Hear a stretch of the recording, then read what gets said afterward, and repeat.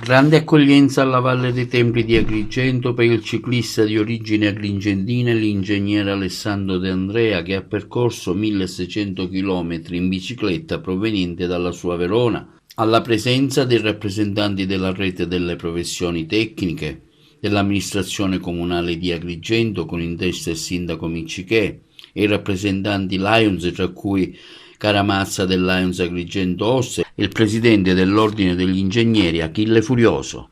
Abbiamo, come dire, apprezzato questa impresa incredibile sui generis di Alessandro D'Andrea, che è un conterraneo nostro, che è venuto in bicicletta da Legnago fino ad Agrigento per valorizzare il territorio, ma soprattutto anche per farci riflettere su temi molto importanti, al di là della valorizzazione dei beni archeologici, architettonici, monumentali, dell'importanza di fare movimento, di quindi muoversi in maniera ambientalmente corretta, positivo per evitare inquinamento.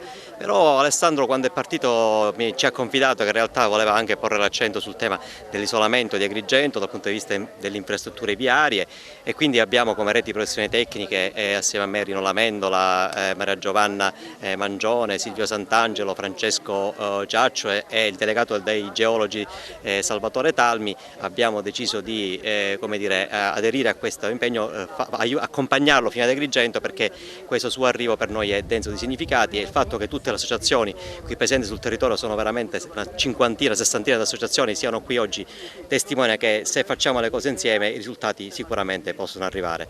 Abbiamo fatto Verona-Akragas. Il foto dell'Akragas era tutto per l'Akragas, era tutto organizzato per l'Akragas. Era fatto per arrivare in Serie A con l'Akragas. Perché questo viaggio? È stato difficile, complicato arrivare fino a qua?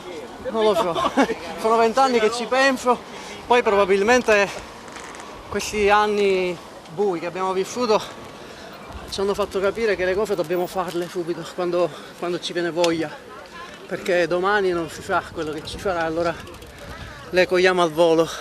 Bravo! Grande Alessandro! Bellissimo! Ieri ha fatto tappa a Campobello di Licata, come mai? Campobello di Licata è la città di mio padre, quindi del cognome che porto, e siccome da bambino, ma soprattutto da adolescente, mio padre, che aveva la mania di Campobello, voleva sempre tornarci i fine settimana, io invece da agrigentino volevo rimanere qui fine settimana, allora non volevo mai andare. Allora, per farmi perdonare, sono andato a Campobello, però lui si è voluto vendicare perché mi ha fatto prendere uno svincolo sbagliato e ho fatto 20 km di campagna in più. Dove ho detto che volevo andare all'Eremo di Mamre invece. E per fortuna quei posti lì li conoscevo, perché grazie a padre Muratore, Don Salvatore Muratore, che è anche lui di Campobello, quelle zone lì le ho battute parecchio, per cui ho riconosciuto la vigna, l'albero. Prossima tappa, obiettivi di questa tua impresa, cosa farai dopo? Niente, vado al mare. Signore, una battuta di questo viaggio emozionante, ci racconti come ha vissuto questa attesa, questa esperienza di suo marito? In maniera molto, molto serena, perché sapevo che mio marito faceva quello che desiderava fare da tanto tempo, quindi l'ho vissuta serenamente, poi lo sentivo una volta al giorno, non più di tanto, e mi rassicurava dicendomi che stava bene, che mangiava, si riposava in hotel la sera, che non si stanca mai, lui è un tipo che non si stanca mai, l'energia che ha è tantissima, quindi con questa energia lui è andato avanti e io ero tranquilla da questo punto di vista, non mi sono mai preoccupata tanto, devo dire la verità, perché sapevo che lui è pieno di energia, di curiosità, di ottimismo, e quindi mi sono rassicurata anche semplicemente sentendolo una volta al giorno. Vittoria, come l'hai vissuta questa esperienza di papà accanto a mamma?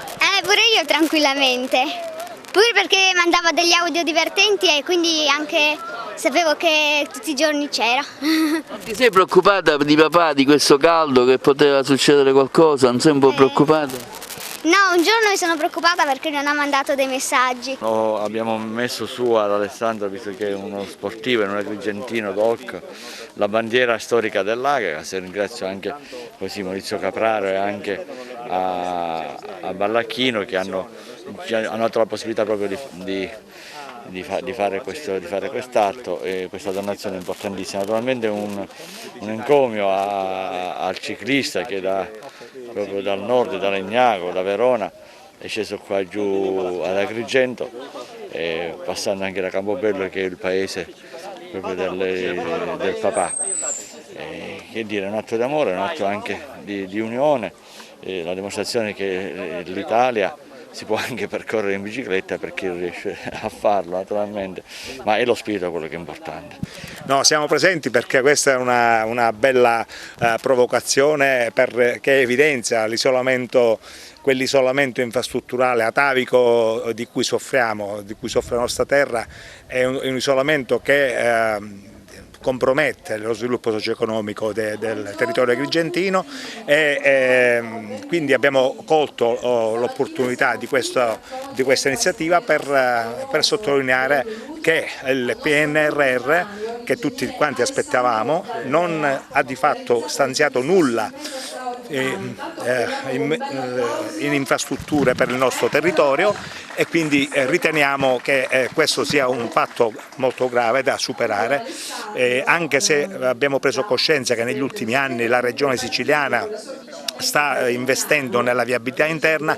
Noi non possiamo immaginare di non avere i porti adeguati, gli aeroporti, un sistema autostradale e ferroviario adeguato se vogliamo competere con il resto d'Italia e con il Mediterraneo. Per questo motivo noi, cogliendo diciamo in balzo la palla lanciata dall'amico D'Andrea, stiamo pensando con la rete delle professioni tecniche a organizzare un bel convegno nazionale proprio per stimolare nuovi investimenti nelle infrastrutture per il nostro territorio, soprattutto per la Sicilia centro-meridionale e per il nostro territorio agrigentino. Sì, Lions Club Agrigento Osti, insieme alle reti professioni tecniche, per la prima volta in collaborazione con il patrocinio di tantissime associazioni, club di service del territorio e delle istituzioni, tra le quali il Comune di Agrigento e il Parco Valle dei Templi, ha voluto organizzare questo evento.